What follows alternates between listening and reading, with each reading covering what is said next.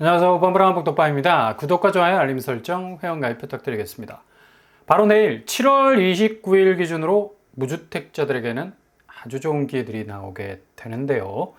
지금같이 집값이 혼조세를 보일 때는 일단 최대한 보폭으로 낮게 스탠스를 가져가셔야 손실을 최대한 줄일 수가 있겠죠. 이번에 기재부에서 최종적으로 종부세 논란이 상당히 많았는데 결국에 종부세 개편안은 그냥 물 건너가게 됐죠. 가장 큰 원인은 다른 거 다 제쳐두고라도 집값이 지금 들썩거리고 있다는 점이 부담이 될 수밖에 없는 겁니다.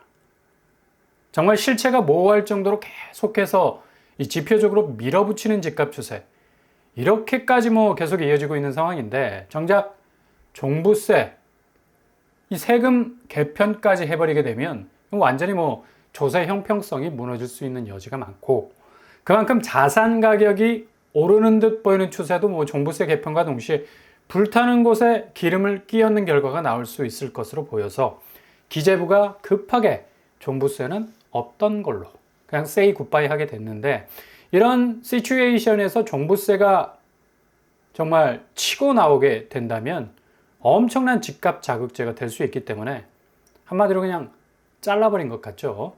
그만큼 지금 집값 상황이 너무나 비정상적인 추세로 가고 있는 와중에 있습니다.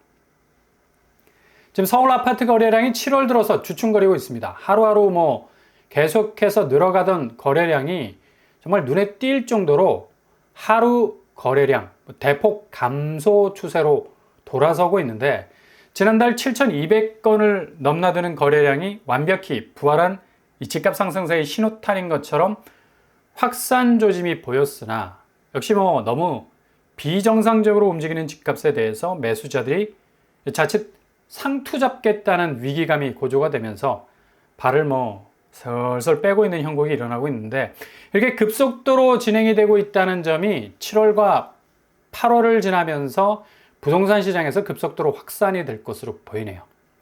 집값 추이는 다음 주 발표되는 지표부터 슬슬 보합세로 브레이크를 잡아가는 모습 보일 것 같고요. 이렇게 지금 거래량이 급속도로 감소하는 추세이다 보니까 집값이 그냥 집주인들이 눈 돌아가서 호가 불장을 만드는 분위기 많이 자제가 될 것으로 보입니다. 그러니 지금까지 관망세 유지하신 분들은 조금 더 신중하게 들여다보실 필요가 있겠고요.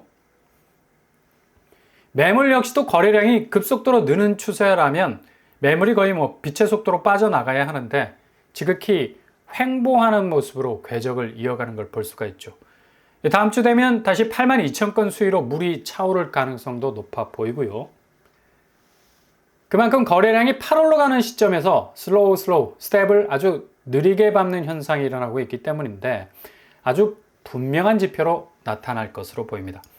매물은 지금껏 거의 일정한 수치를 보여왔었던 그 모습 그대로 불장을 대변할 만한 매물 퇴로 구축은 그닥 극적으로 보이지 않는다는 것 자체가 일부 지역에서의 거래가 전고점과 신고가 골든벨을 울린 거지 서울 전역에서 울리는 확산 경보는 아니라고 보는 것이 맞습니다. 물론 특례 대출이 아직 20조 가까이 댐의 수위를 유지하고 있어서 이게 어떤 방식으로 방류가 다시 되느냐에 따라서 실수요자의 동선이 달라질 수 있겠지만 9월에 시작되는 스트레스 DSR 2단계가 적용이 되는 시점과 맞물려서 더욱 수요의 접점은 웨이팅으로 다시 굳어질 가능성 높다라는 것. 그래서 이참에 대출 규제가 시작되기 전에 자금을 땡기자는 분위기가 더해져서 이달만 해도 지금 5조 원이 넘는 주담대가 실행이 되고 있다고 하는데, 이것도 지금 집값 올라가는 추세라는 간을 보기 때문에 이렇게 무리하게 대출을 받는 것에 대한 위기감도 곧바로 찾아올 것으로 보여서 주춤거리는 분위기 더욱 확대될 것으로 보입니다. 그래서 디테일하게 잘 지켜보시는 것이 필요하다는 얘기죠. 이런 맥락에서 자금을 확실하게 세이브할 수 있는 곳들 틈틈이 잘 챙기시고, 내일부터 나오게 되는 이곳들 아마도 무주택자들에게는 반짝 기회가 될 수 있을 것으로 보이고요. 일단 필터링을 잘 거쳐야지 판단 미스하지 않을 수 있겠습니다. 내일 29일에는 아주 굵직한 존재감을 가진 곳들이 나오게 되는데, 먼저 서울에서는 호반 서밋 목동이 무순위 줍줍 접수를 받게 되죠. 84제곱이 일반, 특 특공으로 두세 대 접수를 하게 되는데 이 분양가를 보면 84제곱이 7억 9천 선. 그래도 서울에서 구평이 7억대라는 것도 몇 년 전 분양가라서 뭐 좀 이런 가격대가 가능했던 것으로 보이고, 근데 체감되는 분양가는 너무 비싸죠. 목동이라는 입지 때문에 뭐 그런 것 같은데, 일단 뭐 분양가가 4억이 넘어가면 뭐 허걱거리는 소리가 나올 수밖에 없는 건데, 그러나 최근에 나오는 뭐 신축 분양가들, 마포자의 힐스테이트 구평이 17억이었습니다. 10억 정도가 낮은 가격대라고 보면 되겠고, 17억이라는 것 자체가 미친 거지. 17억 이상으로 아파트 값이 올라가야 여기 영끌하신 분들이 뭐 자기 빚을 쳐낼 수 있는 건데, 이게 거의 뭐 미션이 임파서블 할 가능성 높고요. 그래서 초기 분양가가 굉장히 중요한 겁니다. 그러면 이렇게 높은 분양가 어떻게 처리를 할 수 있는 솔루션 없을까요? 바로 전세 줄 수 있는 장점은 있겠습니다. 자체 전세 시세를 보면 84제곱이 7억 5천 선에 형성이 되어 있죠. 일단 계약금을 해결하면 전세 보증금을 활용할 수 있기 때문에 충분히 이걸 이용할 수 있는 장점은 있겠습니다.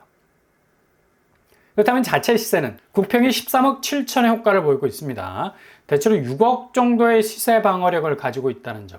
물론 뭐 개인차가 나겠지만 이런 데는 뭐 그냥 체크를 해보시고, 클릭해서 만약에 당첨이 되는 그런 느닷없는 일이 생겨도 일단 취소할 수 있는 선당 후공을 할 수가 있어요.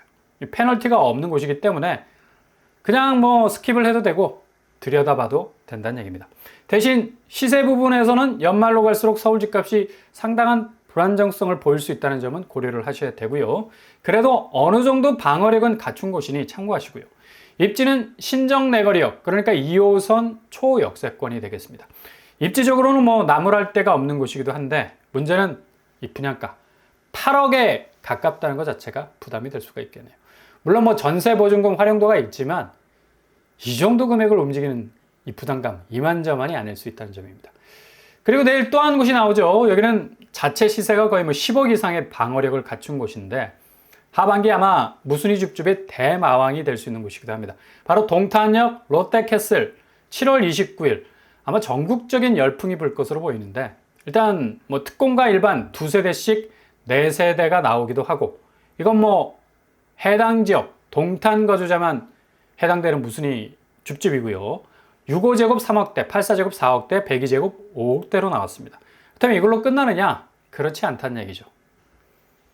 전국적인 단위로 또 한 세대가 나왔다는 건데, 이게 포인트죠. 여기는 일단 19세 이상이 되는 가족 구성원이면 모두가 청약 가능합니다. 이게 무순위 줍줍의 강점이기도 한데, 자녀 세대 수가 한 세대. 동호를 보면 101동 4404호. 층수도 뭐 상당히 로열 꼭대기층으로 보이기도 하죠. 44층. 주상복합이라서 뭐 상당히 까마득한 키높이를 가진 건데, 중요한 건 호반서 및 목동보다는 분양가 면에서 부담이 적다라는 것. 동탄 거주자라면 뭐 특공 일반 무순위 줍줍에 집어넣을 수 있겠고요. 아니라면 전국에 사는 누구나 4억 8천 정도 되는 분양가를 향해서 자신의 럭키 세븐을 믿고 한 세대 나온 이 물량에 대해서 한번 밀어 넣어 볼 수 있는 곳이기도 합니다. 여기도 자금이 뭐 거의 필요하지 않을 수 있는, 물론 뭐 계약금 20%, 9,600만 원 정도가 필요합니다. 초반에는. 근데 여기도 계약금만 치르면 전세를 바로 놓을 수 있는 특장점이 있죠. 자체 전세 시세를 보시면 84제곱이 6억 8천 선. 그러니까 분양가가 4억 8천이니까 2억이 남네. 일단 계약금만 확보가 되면 이후에 전세를 들여 놓더라도 시세보다 훨씬 싸게 내놔서 세입자도 빨리 구할 수 있겠고, 분양가보다 월등하게 높은 전세가로 계약금 치르고도 초반에 들어간 계약금 파이도 어느 정도 다 복구가 되는 금액입니다. 그렇다면 자체 시세 어떨까요? 호가가 16억 7천에 형성이 되어 있습니다. 분양가가 4억 8천이면 이건 뭐 말도 안 되는 시세 방어력을 가진 건데, 이런 데는 뭐 일단 클릭을 해보는 것도 틈새를 노릴 수 있는 여지가 충분히 있을 수 있겠습니다. 아마 경쟁률은 100만 대 1 정도 되지 않을까. 그러나 확률은 되고 안 되고 반반입니다. 주관적인 개념으로 50% 확률로 그냥 믿으면 되는 거고, 로또 당첨자도 나오는데 뭐 이거 뭐 로또보다 확률은 더 높은 곳이 될 수 있잖아. 입지는 거의 뭐 끝판왕이라 불러도 될 정도로 대마왕 분위기 가지고 있고요. GTX-A가 아마 동탄에서 제일 가까울걸요. 그리고 주변 상업시설, 게다가 삼성전자가 또 근처에 들어올 예정입니다. 내일 7월 29일 접수를 받으니까 이 초반에 폭주를 피해서 느긋하게 오후에 도전을 해보심도 좋을 듯 합니다.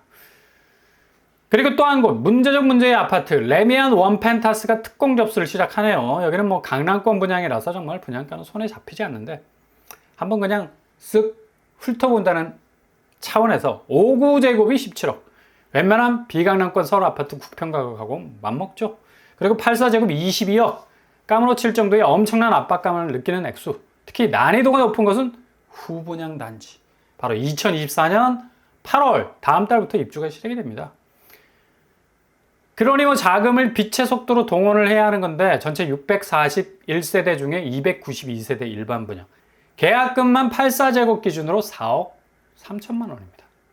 전세 보증금을 동원한다 해도 주변에 아크롤 리버파크가 19억 선인데 간당간당하죠. 그러니까 이건 뭐 자기 자금이 절대적으로 필요한데 3년 안에 또 세입자 내보내고 본인이 들어가 살아야 하는 문제가 또 발생하죠. 거주 의무해야 되기 때문에. 19억 상당의 보증금을 다시 돌려줄 수 있어야 하는 능력이 존재해야 됩니다. 그러니 뭐 자칫 잘못 영끌했다가는 그냥 죽어나가는 곳이 될 수가 있다는 얘기입니다. 그래서 영끌이 무서운 거죠. 이렇게 분양가가 아무리 분상제 적용이 돼도 22억을 넘어가 버리니까 무슨 뭐 닭장 같은 아파트가 이렇게 치고 나오는지. 1번만 해도 도쿄가 비싸다 하지만 핵심 지역 이외의 수도라 해도 3, 4억대 주택들이 뭐 수두룩 빽빽합니다. 심지어 뭐 북해도 같은 경우는 뭐 그 좋은 환경에 1억대 집도 있는데요. 그러니 80% 대출 받아도 영끌이 안 되는 거예요. 일본 사람들은 버블 붕괴를 경험했기 때문에 고점의 집값이 얼마나 위험한지를 몸소 체험해서 알고 있다는 얘기죠. 이거 자칫 잘못하다가 우리나라 집값은 바벨탑이 되고 말 겁니다. 그렇게 천정부지로 올라가다가 그냥 골로 갈 수 있는 집값 대변곡점이 오면 정말 위험한 곳이 될 수 있다는 얘기죠. 그러니 조심조심 잘 들여다보시고 걸러내고 찍어내고 들춰내서 선택지들을 잘 정하실 수 있길 바랍니다.